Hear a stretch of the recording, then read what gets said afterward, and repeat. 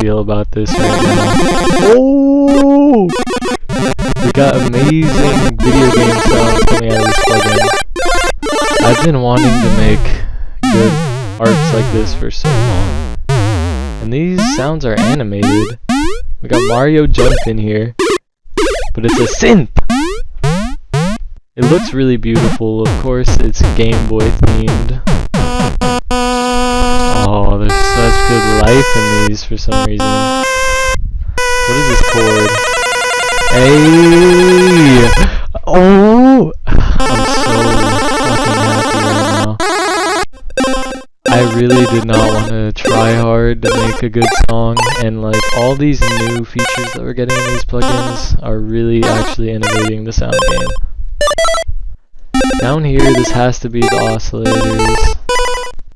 They're different waveforms. It's literally a pulse synth, which means the waves are going to be square, and usually those sounds are extremely fucking dense and powerful and just huge, honestly. But with the manipulation, we're making more softer leads. It feels like it's made for making video game sounds, literally. And we're already just going to the deep end and experimenting real quick. Alright, I got a new fucking headset, I fixed my microphone, I leveled the fuck up right now. I still can't even speak loud right now because it's nighttime, but I got some new secrets, okay? I hit up the legend himself, Sora, the person who made this synthesizer. The first thing is add some effects because there's none built in. I'm gonna put Luxverb, it's the new FL Studio reverb. They actually made a good plugin for once. So this just completely changes the feeling from it. Because without the very, just old school.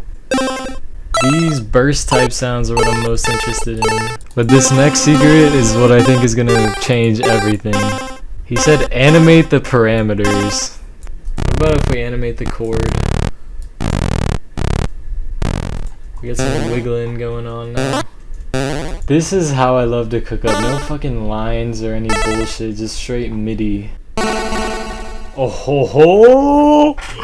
I don't think you can make chords with it normally, but we do have to take advantage of these amazing knobs.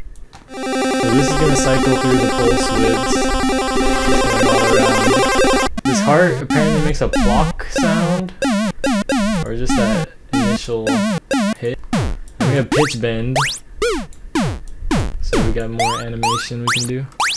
And this whole section right here is the vibrato, so we can turn that amount up, and there's just way too much.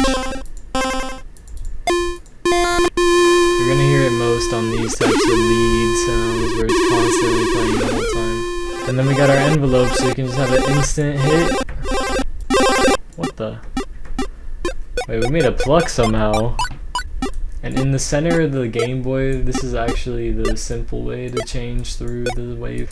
So for such a small plugin, there's actually a lot packed in here. Put some deadly grunge EDM filters on it, and it just starts sounding nothing like before. You know me though, I also had to ask for some secret like development behind the scenes.